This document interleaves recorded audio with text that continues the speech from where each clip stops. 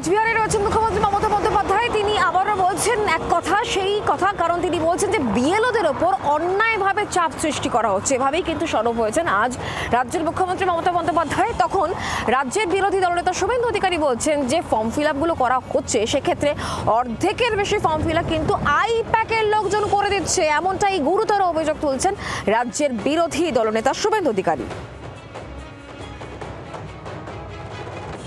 SIR unplanned, server কাজ করছে না, বিএলওদের রাত 10টার পরে থ্রেট করা হচ্ছে, বিডিওদের ঘুমোতে দেওয়া হচ্ছে না, এসডিওদের ঘুমোতে দেওয়া হচ্ছে না, প্রেশারের ওপর প্রেশার। বাংলায় প্রায় 41 জন মারা গেছে,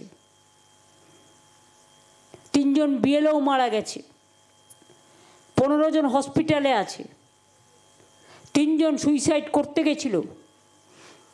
এটা মাথায় রাখবেন। বিএলও জানেন না তার ফর্মকে ফিল আপ করে দিয়েছে, আইপ্যাকের লোকেরা ফিল আপ করে দিয়েছে। আপনি দেখছেন না তত্তর করে মৃত এবং শিফটিং অদৃশ্য ভোটারের সংখ্যা বাড়ছে।